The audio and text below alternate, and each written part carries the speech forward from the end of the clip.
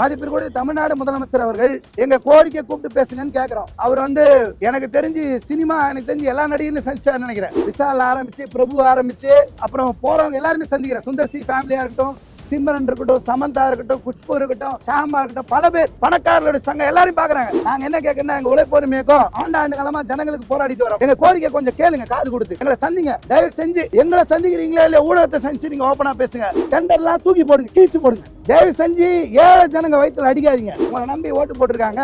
அப்போ எங்களுக்கு இன்னைக்கு இருக்கக்கூடிய மதிப்பிற்குரிய முதல்வர் அவர்கள் தனியார் மயத்துக்கு எதிரான எங்களுடைய போராட்டத்துக்கு ஆதரவு கொடுத்தார். நான் உச்ச நீதிமன்றம் வரைக்கும் உங்க கூட இருக்கேன்னாரு, எப்பயும் கூட இருக்கேன்னாரு. ஆனா இப்ப அவங்களே டெண்டர் அறிவிப்பதற்கு நிறுவனம் அமைப்பதற்கு வெளியிட்டிருக்காங்க. எங்களுக்கு அதிர்ச்சியா இருக்கு. நீங்களும் அதே செய்வீங்கன்னா நாங்க உங்களை நேற்று தான் போராடுவோம், வேற வழி இல்லை எங்களுக்கு. என்ன இப்பதான் ஆட்சிக்கு வந்து எதுக்கு தனியார் கொடுத்துக்கு டைம் வேணுமா? தனியார் கொடுத்து மட்டும் டைம் வேணாமா? நீங்க டைம் வேணும்னு கேக்குறீங்க. நாங்க கேட்கற கேள்வி என்ன, இப்ப என்ன ஆச்சு? 40 நாள் என்ன குடிமொழிக்கு போயிடுச்சு. இத்தனை 12 மாநகராட்சி தூக்கி தனியாருக்கு அமைக்கிறதுக்கு எதுக்கு ஒரு நிறுவனத்துக்கு அறிக்கை கேக்குறீங்க? என்ன ஆச்சு? இவ்வளவு அவசரம் என்ன? இதுக்கு உங்களுக்கு கால அவகாசம் தேவைப்படலையா? எந்தெந்த வார்டுல பெண் தூய்மை பணியாளர் கழிப்பறை வசதி, இதுக்கு என்ன கால அவகாசம் தேவை? இலக்காரருக்கு சாதி திமிர் இருக்குது, கார்பரேஷனுடைய அதிகாரிகளுக்கு. யாரோட நலனுக்காக இவ்வளவு சீக்கிரம் பண்றீங்க? நாங்க பதில் கேட்கிறோம். இன்னைக்கு வந்த தாவேகா ஆளுங்கட்சியினுடைய தொழிற்சங்கத்துக்கு யூனியன் ஆபீஸ் கொடுத்திருக்காங்க. நாங்க போய் யூனியன் ஆபீஸ் கேட்டா யூனியன் ஆபீஸ் இல்ல, கொடியை பிடிங்கி போடுறான். தமிழ்நாடு அரசு இன்றைக்கு ஒரு டெண்டர் கால் ஃபார் பண்றதுக்கு இன்னைக்கு விளம்பரம் வெளியிட்டு இருக்காங்க. இதுல என்னன்னா 12 மாநகராட்சிகள் ஆவடி, ஓசூர், தாம்பரம், வேலூர், கோயம்புத்தூர், ஈரோடு, சேலம், திருப்பூர், மதுரை, தூத்துக்குடி, திருச்சிராப்பள்ளி, திருநெல்வேலி, இந்த 12 மாநகராட்சிகளும் பப்ளிக் பிரைவேட் பார்ட்னர்ஷிப்ல தனியாருக்கு விடுவதற்கு ஆலோசனை வழங்க, அறிக்கை வழங்க, நிறுவனத்துக்கு டெண்டர் கால் ஃபார் பண்ணுவதற்கு நீங்க விளம்பரம் வெளியிட்டிருக்காங்க. அப்படின்னா ஆட்சிக்கு வர்றதுக்கு முன்னாடி அவங்க கொடுத்த தேர்தல் வாக்குறுதி என்னன்னா, X3 படி அரசு துறையில் 5 வருடங்கள் ஒப்பந்த முறையில் பணி செஞ்சிருந்தா நாங்க நிரந்தரப்படுத்துவோம்னு. இப்போ இன்னைக்கு இந்த அறிவிப்பு என்பது இன்னைக்கு வெளியில வந்திருக்குன்னா 12 மாநகராட்சி தனியார் அனுப்புறதுக்கு என்ன மாதிரி சமூக நீதி அரசு என்பது நடக்குது.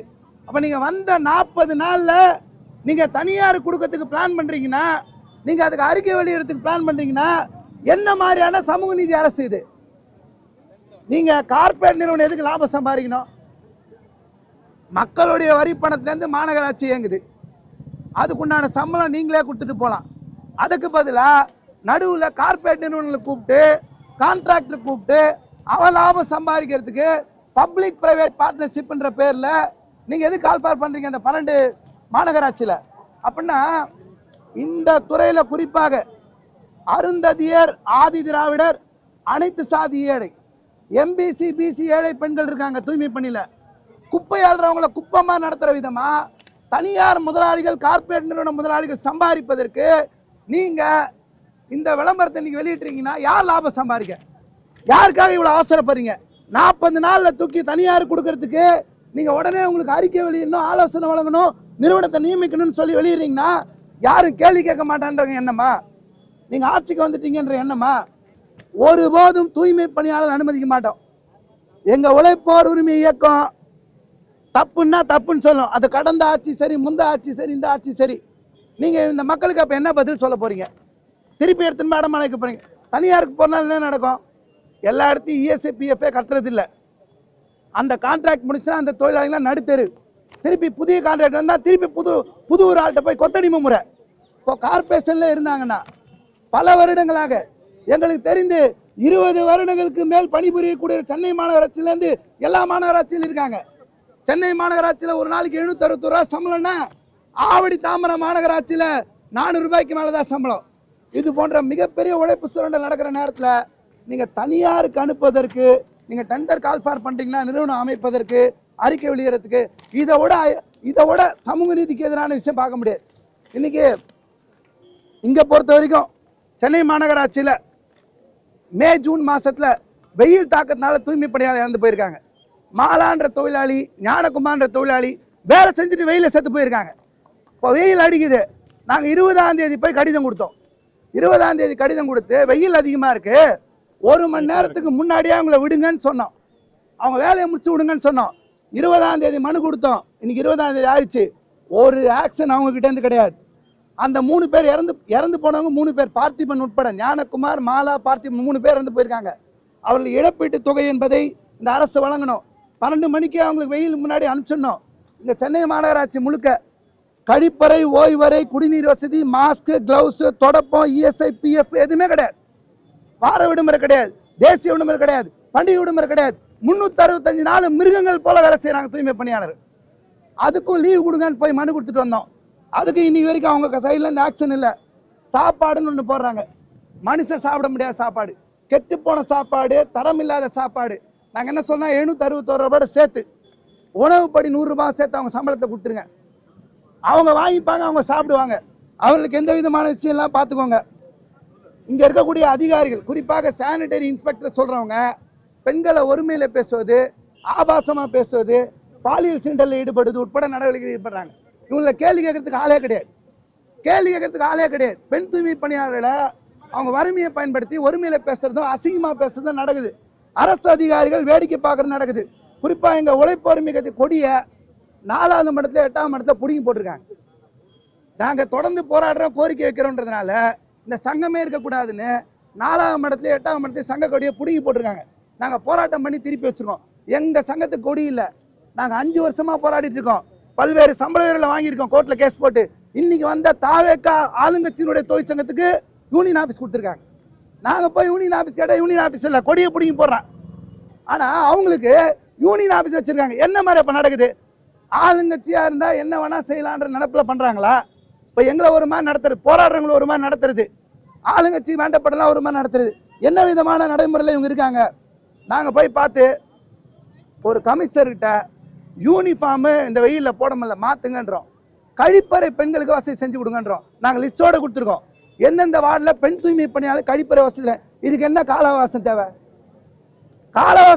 கழிப்பறை தேவைக்கு என்ன காலவாசம் தேவை? 12 மணிக்கு வெயிலில் வெளியே அனுப்புறதுக்கு என்ன காலவாசம் தேவை? கழிப்பறை இல்லாமல் இந்த பெண்கள் இருக்காங்கன்னா அவங்களுக்கு இலக்காரருக்கு சாதி திமிர் இருக்குது. கார்பரேஷனுடைய அதிகாரிகளுக்கு பெண் தூய்மை பணியாளர் ரோட்டில் போனால் போகிறாங்க. அப்படின்னா அருந்ததியர், ஆதி திராவிடர், அனைத்து சாதி ஏழை பெண்கள்லாம் ரோட்ல போய் ஒண்ணுக்கு போய்க்கோ, சிறுநீர் கழிச்சுக்கோ.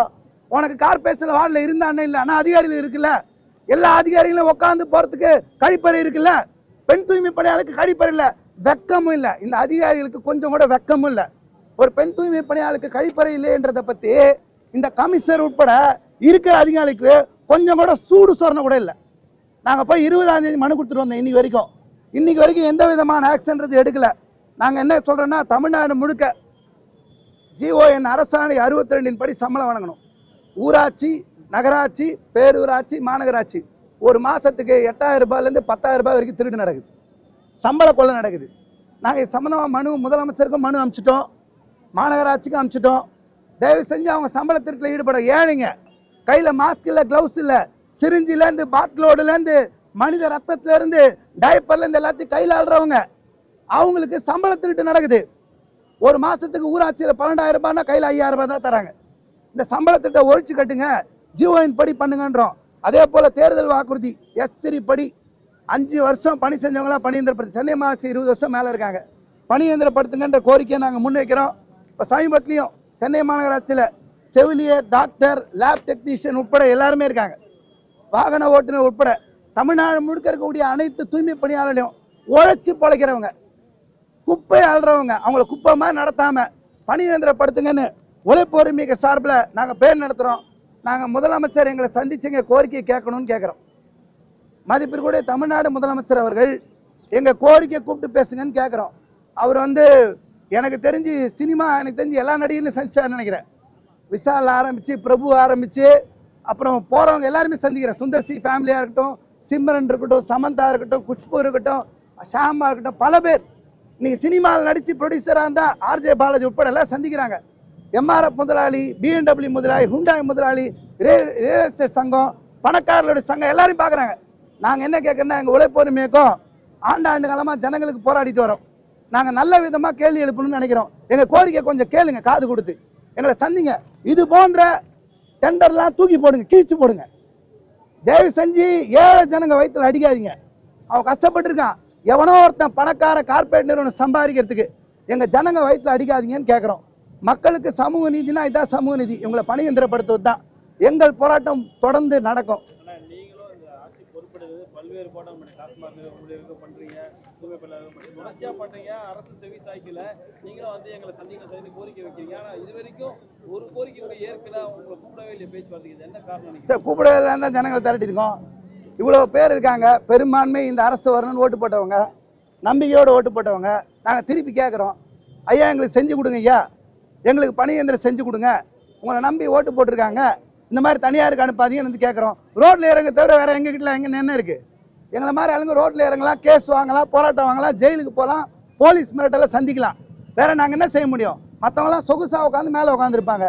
நாங்கள் நியாயத்தை கேட்கணும்னு நினைக்கிறோம். ஒன்று இருக்குது, எங்கள் உடம்புல ரத்தம் இருக்கிற வரைக்கும் கடைசி வரைக்கும் போராடுவோம், உரிமைக்காக போராடும். நாங்கள் ஒன்றும் அநியாயத்தை கேட்கல, யாரோட சொத்தை கேட்கல.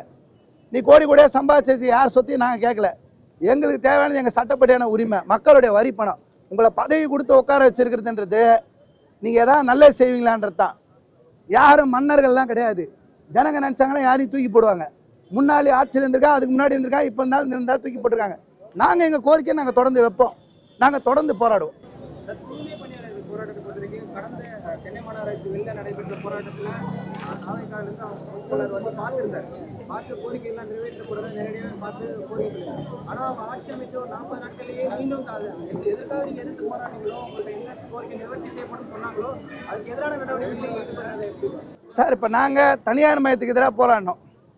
கார்பரேஷனில் தனியார் வரக்கூடாதுன்னு நாங்கள்லாம் எங்களை தூக்கி வெளியே போட்டாங்க, குப்பை தொட்டியில் போட்ட மாதிரி போராடினோம். 184 நாள் போராடினோம், எல்லா வழக்கையும் சந்தித்தோம்.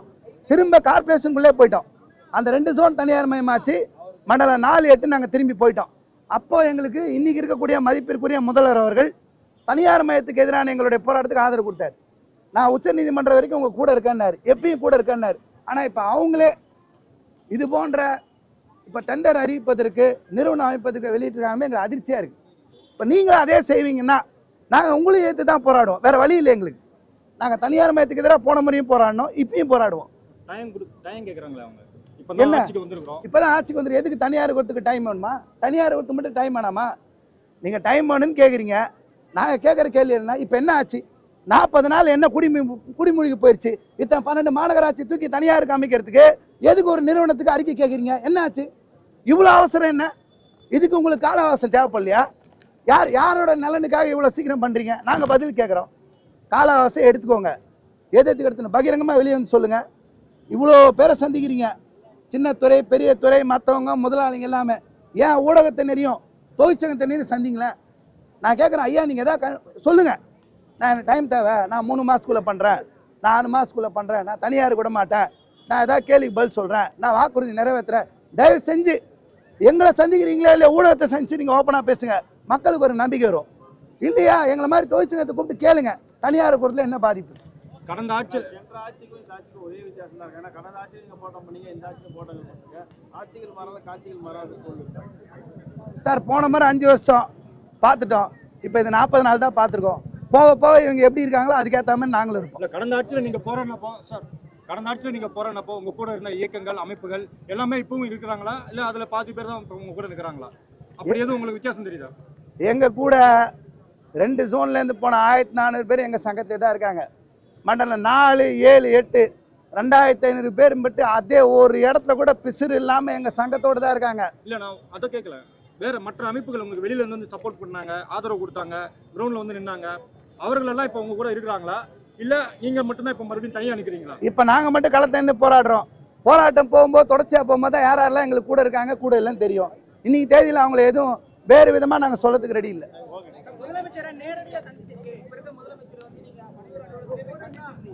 சந்திச்சப்போ உங்களோட எல்லா கோரிக்கைகளுக்கும் ஒரு அப்போ போராட்டத்தை மறுத்து எல்லாத்துக்கும் ஆதரவு தெரிவித்தார். இப்போ உங்களை சந்திக்க மறுக்கிறார்.